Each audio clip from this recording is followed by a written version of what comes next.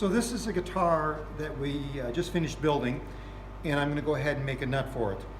Obviously you want to have a nice square flat ledge for the nut to sit on, and the first step is just to fit the nut in there so that it fits nice and square and flat. And then I'm going to take a pencil and I'm going to mark this edge here and this edge here. And the beauty of this is that if your fingerboard has a bit of a taper to it, or even if your peg head has a bit of a taper to it, this will compensate and make your nut exactly the same shape as the end of the fingerboard, which is what you want. You want to have a nut that essentially feels like the extension of the fretboard. Then I'm going to use my magic little pencil here, and you'll notice it bridges the first and second string. It's a half pencil actually. And what I'm going to do is I'm going to draw a line. What this is going to do is it follows the radius of the fretboard, and it creates a line that is in essence in line with the top of the frets, which is what's going to be the approximate position of the bottom of my nut slots. Obviously I'll do the final nut slots when the guitar is strung up. Next we're going to go to the belt sander. So you can see I've got my nut traced out, and you can see how it follows the curve. I've got, in my case, the fretboard has a slight curve to the edge of it. And I'm going to trim the edges of the nut initially on the belt sander. I like to have the belt sander up high like this so I don't have to bend over. I can see the line here as well, so I can see both lines at the same time.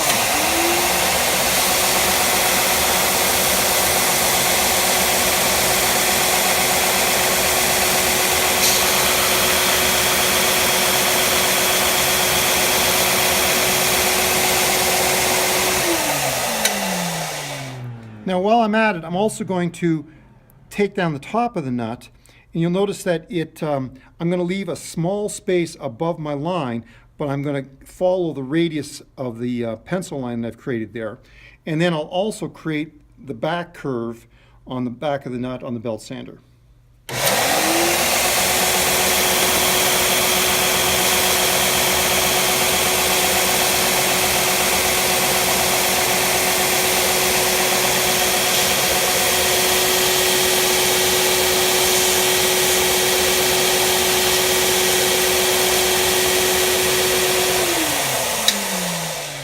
So my nut is roughed out. We'll see how it fits on the guitar.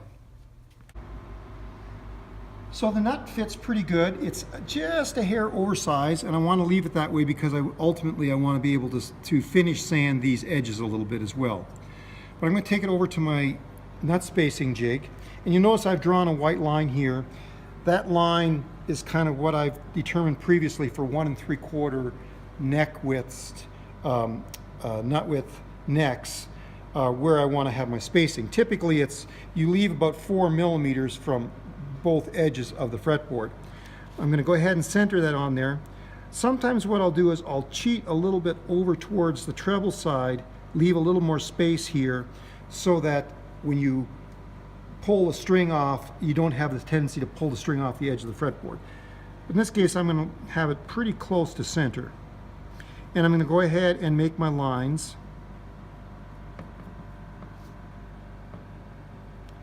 Obviously helpful to have a sharp pencil, steady hand, in my case a good set of glasses when doing this. Now we'll take it over to the vise. So this is my set of nut files, and here's my nut ready to be cut. But rather than just going with the files, it's really hard, especially with the wider files, to kind of get a precisely positioned cut. I'm going to go ahead and start it initially with a jeweler's saw blade.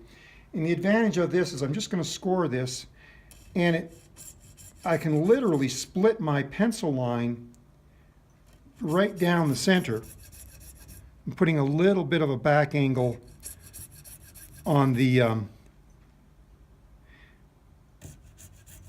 with the saw as well. Obviously, if you want to change your angles here for your peg head tuner spacing, you can.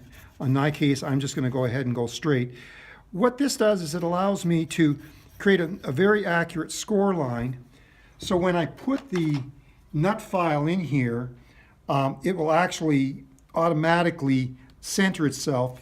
This is the one for my G string, and so I'm going ahead and making that nut slot there. And you'll notice that I haven't gone any deeper than my pencil line here because I don't want to end up cutting the nut too low. I'll go ahead and use the individual files to cut each individual nut slot. So I'll start by sanding these edges down with the 220 paper, and I'll also end up sanding this top edge. I'll spend some time on this, making sure I've got it nicely shaped. Obviously you could do this in a vise if you prefer. This is just the method I like to use.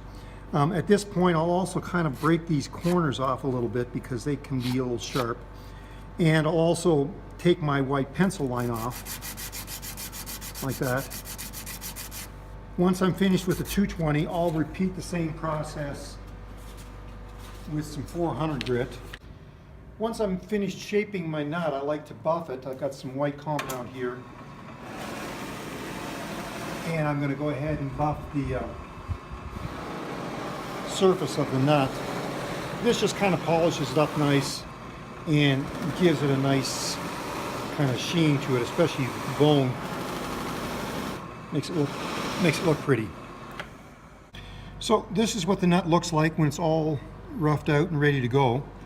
And the next step is to string up the guitar and do the final depth of the nut slots. Okay, so the nut is on the guitar is strung up, and at this point the nut slots are all a little bit high. I want to kind of show you how we test the nut slot. We press at the 3rd fret, between the 2nd and 3rd fret, and I look at this space right here. I want that space to be absolutely minimal, 1 or 2 thousandths of an inch. I do want there to be a space there though, however, because if I don't have a space, then the string will potentially buzz. So right now the G and the D strings, you can see, are pretty close to the same. They're both too high. I'm going to go ahead and adjust the G string, and we're just going to slide it over like this, and I'm going to grab the appropriate file. In this case I'm going to use a 32 gauge file.